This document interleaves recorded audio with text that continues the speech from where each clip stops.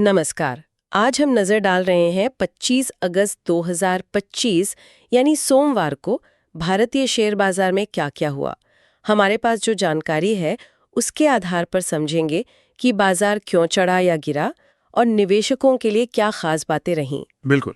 कोशिश यही रहेगी कि सिर्फ ये ना बताएं कि क्या हुआ, बल्कि थोड़ा गहराई में जाके समझें कि ऐसा क्यों हुआ और उसके मतलब क्या हो सकते हैं। तो चलिए शुरू करते हैं। तो सबसे पहले मुख्य आंकड़े देख लेते हैं।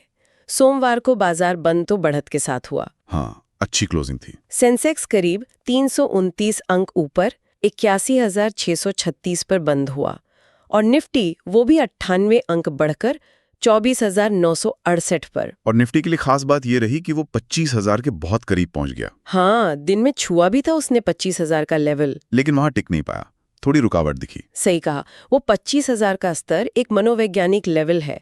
वहां पर थोड़ी प्रॉफिट बुकिंग या कहिए थोड़ी हिचकिचाहट दिखना स्वाभाविक है, लेकिन उसके इतने करीब बंद होना भी अहम है। चलिए अब बात करते हैं आज के स्टार की, मतलब साफ तौर पे आईटी सेक्टर का दिन था आज। हाँ बिल्कुल। निफ्टी आईटी इंडेक्स में शानदार तेजी थी, करीब 2.3% से ज्यादा ऊपर। और बड़े नाम जैसे इन्फोसिस वो तो 3% से ज्यादा भागा। टीसीएस भी लगभग 3%, एचसीएल टेक 2.5% ऊपर, टेक महिंद्रा, विप्रो सब हरे निशान में थे। और सुनने में ये भी आया है, जैसा सूत्रों ने बताया, कि ब्रोकरेज हाउसेस भी आईटी को लेकर काफी पॉजिटिव हो गए हैं। अच्छा, जैसे जेपी मॉर्गन ने टीसीएस को ओवरवेट किया है और इन्वेस्टेक ने इन्फोसिस के लिए बाय रेटिंग दी है। तो सेंटिमेंट काफी मजबूत दिख रहा है आईटी के लिए। लेकिन सवाल यह है कि इतनी जबरदस्त तेजी आई क्यों? इसके पीछे क्या वजह थी? देखिए, इसके पीछे एक बड़ी वजह वैश्विक संकेत हैं। अमेरिका के federal reserve chairman Jerome Powell, उनका जैक्सन होल में एक भाषण हुआ था हाल में। हाँ, उसकी काफी चर्चा थी। उस भाषण से ऐसे संकेत मिले, मतलब बाजार ने ऐसा समझा कि शायद सितंबर में अमेरिका में ब्याज दरों में कटौती हो सकती है। उन्होंने कुछ रिस्क बैलेंस बदलने और रोजगार के थोड़े नरम आंकड़ों का जिक्र किया था। और इसका हमारे आईटी सेक्टर से क्या कनेक्शन है? कनेक्शन सीधा है। अगर अमेरिका में ब्याज दरें कम होती हैं तो विदेशी निवेशकों, मतलब एफआईआईज के लिए भारत जैसे उभरते बाजारों में पैसा लगाना ज्यादा फायदेमंद हो जाता है। अच्छा, क्योंकि रिटर्न बेहतर मिलेगा शायद। हाँ बिल्कुल। और हमारी ज्यादातर बड़ी आईटी कंपनियों की कमाई का बड़ा हिस्सा तो डॉलर में ही आता है। तो अगर विदेशी निवेश बढ़ता है तो इन कंपनियों को सीधा फायदा पहुंचता है। समझ गई। तो ये वैश्विक उम्मीदें थीं, और क्या कंपनियों के अपने प्रदर्शन का भी इसमें हाथ था? हाँ, वो भी एक फैक्टर है। सूत्रों के मुताबिक टीसीएस और इन्फोसिस जैसी कंपनियों के पिछली तिमाही के नतीजे भी ठीक-ठाक थे और उनकी ऑर्डर बुक भी मजबूत बताई जा रही थी। तो ये सब चीजें मिलकर आईटी शेयरों को ऊपर ले गईं। ठीक है, तो ये तो हुई आईटी की बात। अब जरा ग्लोबल माहौल को और देखते हैं। पॉवेल के भाषण के बाद, जैसा आपने बताया, रेट कट की उम्मीदें बढ़ गईं। हाँ, और एक सूत्र के अनुसार बाजार अब करीब 84% मानकर चल रहा है कि सितंबर में फेड रेट कट करेगा। 84%? ये तो काफी ज्यादा है। बिल्कुल। हालांकि पॉवेल ने अपनी स्पीच में एक चेतावनी भी दी थी ट्रंप के संभावित टैरिफ को लेकर, कि उससे महंगाई बढ़ सकती है। तो उस पर भी नजर है। सही है। और इस माहौल का असर दूसरे बाजारों पर भी दिखा। हाँ, एशियाई बाजार देखिए, जापान, हांगकांग, कोरिया, चीन सब ऊपर थे। अमेरिका में भी वॉल स्ट्रीट पर तेजी रही।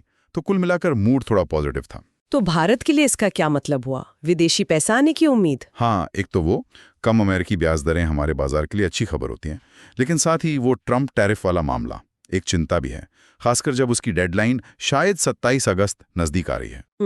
तो मिली जुली तस्वीर है। लेकिन कुछ घरेलू पॉजिटिव खबरें भी थी ना, जैसे फिच रेटिंग्स। हाँ, फिच ने भारत की सॉवरेन क्रेडिट रेटिंग को BBB- पर स्टेबल आउटलुक के साथ बनाए रखा। ये एक तरह पे हमारी अर्थव्यवस्था में अंतर्राष्ट्रीय भरोसे को दिखाता है। और आरबीआई गवर्नर ने भी कुछ कहा था। जी हाँ, आरबीआई गवर्नर ने कहा कि भारत दुनिया की तीसरी सबसे बड़ी अर्थव्यवस्था बनने की राह पर तेजी से आगे बढ़ रहा है। तो इस तरह के बयान से भी घरेलू स्तर पर थोड़ा हौसला बढ़ता है। तो मतलब एक तरफ ग्लोबल उम्मीदें, दूसरी तरफ घरेलू भरोसा और साथ में थोड़ी बाहरी चिंता। इसी को शायद सावधानी भरी उम्मीद कहेंगे। बिल्कुल सही। कॉशियसली ऑप्टिमिस्टिक, यही माहौल था जिसने सोमवार को बाजार को संभाला। ठीक है, अब जरा सेक्टर और स्टॉक स्पेसिफिक बात करते हैं। आईटी तो हीरो था ही, उसके अलावा रियलिटी और मेटल सेक्टर में भी थोड़ी बढ़त थी। हाँ, रियलिटी करीब 0.75% और मेटल 0.65% ऊपर थे। लेकिन ऐसा नहीं कि सब कुछ हरा ही था। कुछ बड़े शेयर जैसे BEL, Asian Paints, Bharti Airtel और आईसीआईसीआई बैंक, इनमें थोड़ी कमजोरी दिखी। हाँ, ये दिखाता है कि निवेशक थोड़ा चुनकर पैसा लगा रहे हैं। हो सकता है इन शेयरों ने थोड़ी प्रॉफिट बुकिंग हुई हो। और अगर ब्रॉडर मार्केट देखें तो मिड कैप इंडेक्स तो बहुत हल्का सा ही बढ़ा, जबकि स्मॉल कैप इंडेक्स तो थोड़ा नीचे बंद हुआ। ये भी इसी तरफ इशारा करता है कि तेजी कुछ चुनिंदा शेयरों या सेक्टरों तक ही सीमित थी। एक और चीज जो ध्यान देने वाली है वो है बैंक निफ्टी। वो थोड़ा कमजोर रहा। हाँ, ये दिलचस्प है। जब मेन इंडेक्स निफ्टी बढ़ रहा हो तब बैंक निफ्टी का फिसलना, ये थोड़ा सोचने वाली बात है। वो 55,139 के आसपास बंद हुआ। और कोटक महिंद्रा बैंक को लेके भी कुछ था। हाँ, एक सूत्र बता रहा था कि कोटक बैंक अपने अहम 200 दिन के मूविंग एवरेज से नीचे बंद हुआ। टेक्निकली इसे थोड़ा कमजोरी का साइन माना जाता है। और बैंक निफ्टी का आरएसआई भी कमजोर बताया जा रहा था। जी, एक और सूत्र ने बैंक निफ्टी के आरएसआई मतलब रिलेटिव स्ट्रेंथ इंडेक्स के 40 के आसपास होने और नीचे जाने का जिक्र किया। 40 का लेवल आमतौर पर दिखाता है कि मोमेंटम थोड़ा कम है या कमजोरी है। तो बैंकिंग में शायद कुछ कंसोलिडेशन चल रहा है। अच्छा, तो बैंक निफ्टी पर नजर रखनी होगी। चलिए अब उन शेयरों पर आते हैं जिनमें आज कुछ खास एक्शन दिखा। पेपर स्टॉक्स, उनमें तो कमाल ही हो गया। हाँ, बिल्कुल। TNPL, JK paper, west coast paper, Malu paper, ये सब 10% से 17% तक उछल गए। 17%? इतनी जबरदस्त तेजी क्यों? इसकी वजह बताई जा रही है सरकार के कुछ इंपोर्ट नियमों में सख्ती। कुछ खास तरह के कागजों के आयात पर नियम कड़े किए गए हैं, तो ये पॉलिसी की वजह से आई तेजी है। अच्छा, पॉलिसी ड्रिवन। और वोडाफोन आइडिया, वो भी तो 5% से ज्यादा ऊपर था। हाँ, वोडाफोन में तेजी की वजह AGR बकाये को लेकर राहत मिलने की खबरें या कहिए अटकलें थी। ये थोड़ा स्पेकुलेशन वाला मामला है। अगर खबर सही निकली तो फायदा, वरना। समझ गई, मतलब खबरों का बड़ा रोल था आज। बिल्कुल।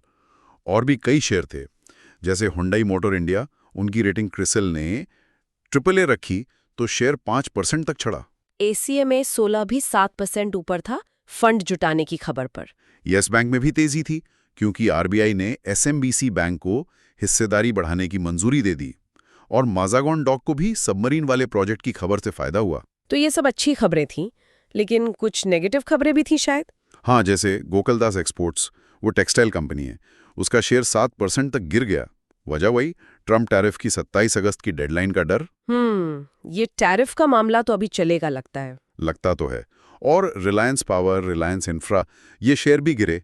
अनिल अंबानी ग्रुप से जुड़ी किसी पुरानी जांच की खबर फिर से आई थी, हालांकि कंपनी ने कहा कि उन पर असर नहीं होगा। तो मतलब ये जरूरी है कि सिर्फ इंडेक्स को ना देखें, बल्कि अलग-अलग शेयरों और सेक्टरों की कहानी को भी समझें। बिल्कुल, हर शेयर की अपनी कहानी चल रही होती है। अब थोड़ा टेक्निकल नजरिए से देखें। हाँ, जैसा हमने शुरू में कहा, निफ्टी 25,000 पर जाकर रुका, तो अब आगे क्या? रेजिस्टेंस कहाँ है? टेक्निकल एक्सपर्ट्स के मुताबिक ऊपर की तरफ पहला अहम रेजिस्टेंस जोन 25,070 से 25,100 के बीच है। उसके बाद शायद 25,154 का लेवल। और अगर नीचे आता है तो सपोर्ट कहाँ मिलेगा? पहला सपोर्ट 24,860, 24,830 के आसपास है, और इसके नीचे फिर 24,700 का लेवल देखा जा रहा है। तो विश्लेषक क्या कह रहे हैं, बाजार किस तरफ जा सकता है? ज्यादातर का मानना है कि बाजार अभी थोड़ा कंसोलिडेशन के मूड में है। मतलब ना बहुत ऊपर ना बहुत नीचे, एक दायरे में घूम सकता है, या कहें दिशाहीन है। कंसोलिडेशन मतलब थोड़ा सुस्ता रहा है। हाँ, कह सकते हैं। पिछली तेजी के बाद थोड़ा रुक कर दम ले रहा है। बैंक निफ्टी की कमजोरी भी इसी तरफ इशारा करती है। अब ये ठहराव अगली तेजी से पहले का है या गिरावट की शुरुआत, ये देखना होगा। तो ऐसे में निवेशकों को क्या करना चाहिए? सलाह यही दी जा रही है कि अच्छे फंडामेंटल वाली कंपनियों में धीरे धीरे निवेश करें। SIP की तरह। खासकर उन पे नजर रखें जिन्हें आगे GST रेट कट से फायदा हो सकता है। ठीक है। कुछ और छोटे मोटे फैक्टर्स भी थे। FIIs और DIIs ने थोड़ी बिकवाली की थी 22 अगस्त को। हाँ, FIIs ने करीब 1600 करोड़ और DIIs ने 300 करोड़ से ज्यादा की बिकवाली की थी। रुपया भी थोड़ा कमजोर हुआ डॉलर के मुकाबले, 87.58 पर बंद हुआ। और कच्चे तेल की कीमतें भी थोड़ी बढ़ी हैं यूक्रेन के हमलों की वजह से। हाँ, ये सब छोटी छोटी चीजें भी मिलकर बाजार के सेंटिमेंट पर असर डालती हैं। सही है। तो चलिए अब आज की पूरी बातचीत का सार निकालते हैं। दिन कैसा रहा? दिन कुल मिलाकर सकारात्मक रहा। सेंसेक्स निफ्टी दोनों ऊपर बंद हुए। लीडरशिप IT सेक्टर के पास थी। और इसकी वजह थी अमेरिकी फेडरल रिजर्व से रेट कट की उम्मीदें बढ़ना। बिल्कुल, लेकिन अहम बात यह भी कि निफ्टी 25,000 के बड़े लेवल पे जाकर थोड़ा रुका, वहां रेजिस्टेंस दिखा और बाजार में मिले जुले संकेत थे। आईटी मजबूत तो बैंक निफ्टी कमजोर, मिड कैप